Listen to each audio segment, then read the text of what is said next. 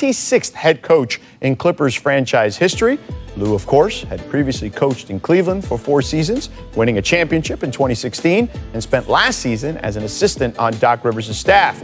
Ty Lue definitely has a championship resume, but why did he choose to take over the Clippers? But I'm excited because the roster is unbelievable. And to have a chance and opportunity to coach a team like the Clippers, who I love their roster, I love the team. I love what they stand for as an organization. You know, get Mr. Ballmer and him kind of just being genuine of the person that he is and taking care of everyone and making sure everybody's in a great place. That's the type of environment I want to be in. And that's the type of environment that you need to win a championship. Everyone has to be on the same page. Everyone has to be together, and it has to be a family. And when you start there, I think it's easy to build a championship team because everyone's invested, everyone's a part of it, everyone's happy to be here, and that's what I like. Well, actually, they chose me.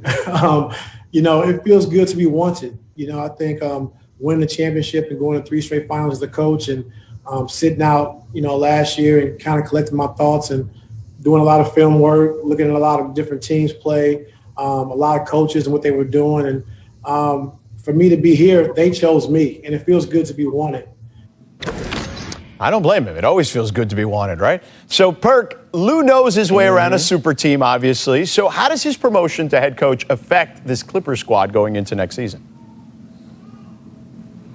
Well, you know, Lue brings, he's a student of the game. He's a stud. He's a guy that doesn't show a lot of emotions on the sideline during the game. He lives by that motto that practices are for coaches and games are for players. Now, with that being said, I'm going to get straight to it. The pressure is on for the Los Angeles Clippers.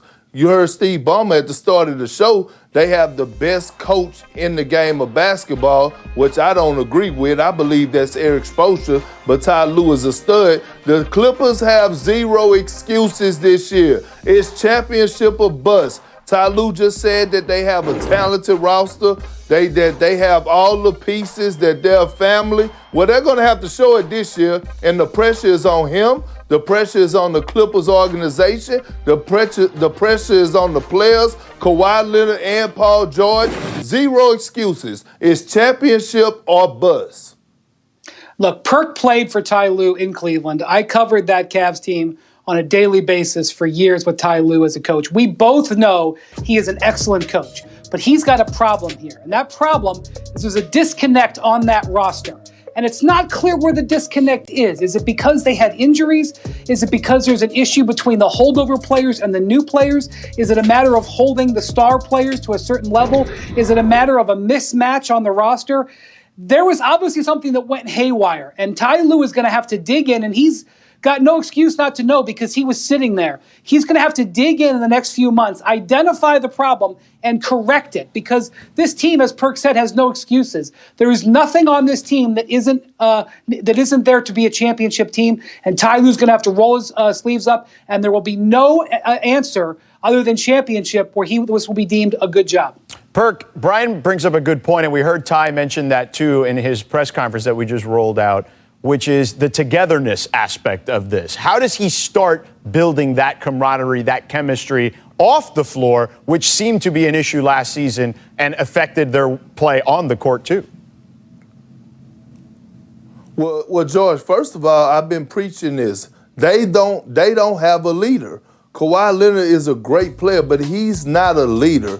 If I'm the Clippers, I am knocking at the door, the start of free agency, and trying to go get Rajon Rondo. That's who they need. They need a guy that's going to be able to hold them accountable on and off the court, a guy that's going to preach sacrifice, that's going to lose himself in the team. They got to have a leader. They got to go out there and get a true point guard that's going to put these guys on the floor in position to be successful. They lack leadership skills. Look, we've been hearing so many whispers come from out of that Clipper organization about Kawhi Leonard getting special treatment. Lou Will did what he did for us going to Magic City. When you're on a championship team, you don't have those type of problems. Yeah. We have never heard anything. The 2 teams that went to the finals this year, the Miami Heat and the Los Angeles Lakers, We didn't hear those type of problems coming out of the locker room. We didn't hear those type of whispers of LeBron James and Anthony Davis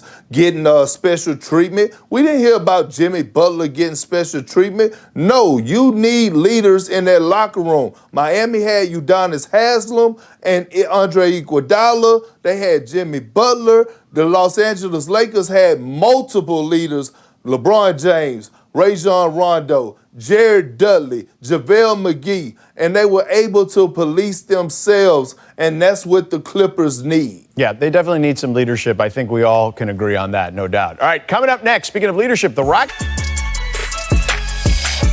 Tua clearly has made a mark, and the Dolphins feel like there's no use in waiting. I find this a really interesting move. I don't believe the Dolphins are doing this in order to develop Tua. I think they're doing it because they think he can help them win. If you have Tua in there, and he's really showing you something especially, you might mess around and make the playoffs. You know Ryan Fitzpatrick, and you know his limitation. With Tua, sky is the limit. I'm excited, man. Everybody, look, from a fan perspective, everybody want to see Tua play. And now you won't have to wait very long for it to happen. Tua is the Dolphins' starting quarterback. You heard Adam Schefter there at the very top there saying he had done something to really ingratiate himself to the franchise. Must have been off the field or intangible because he's 2 for 2 in his brief career. You heard Max Kellerman say, hey, things go right. They have an easy schedule out of the gate here for Tua. Maybe they make the playoffs. It's Keyshawn, J. Will, and Zubin presented by Progressive Insurance. But I'm going to tell you, the way the Dolphins close this season is difficult. This is just the back end of their schedule from week 14 on, fellas. Bart Scott in for J. Will this morning. Bart Scott, the 11-year NFL vet. They'll close from week 14 on, hosting the Chiefs, hosting the Pats, at the Raiders, at the Bills. That's fine because Key setting it up, it's so much easier than that. If they can get past their bye, tongue planted firmly in cheek, they get past the Rams, then it's really easy out of the gate for Tua because you got Arizona, Denver, the Jets, the Bengals, a great opportunity for a smooth start after the bye. And you essentially said this is exactly when we were going to see Tua. It's not rocket science. No, it's not. When you look at just the history of the NFL and how they like to do business, they like to get into things around the bye time, whether it's making adjustments on the coordinating positions or who's calling plays or all of those sort of things, or whether players come back off injuries, give them an extra week, or a guy should come back. Let's say a bye is in week 5. He's scheduled to come back in week 4. They say, you know what? We got week 5. Let's bring him in week 6 so we can get him prepared during the bye to do everything we need him to do. And you look at the quarterback situation, is no different than Tua, halfway point. Now, you say, okay, well, you give him just a little bit last game, just a taste. Let him out there a little bit of taste, which was fine. Now you have the bye to get him up to speed where he becomes the number one guy. You spend a little more time coaching him up, doing that bye process. Now you face the Rams. A lot of people say, why would you throw him out there to the Wolves against Aaron Donald?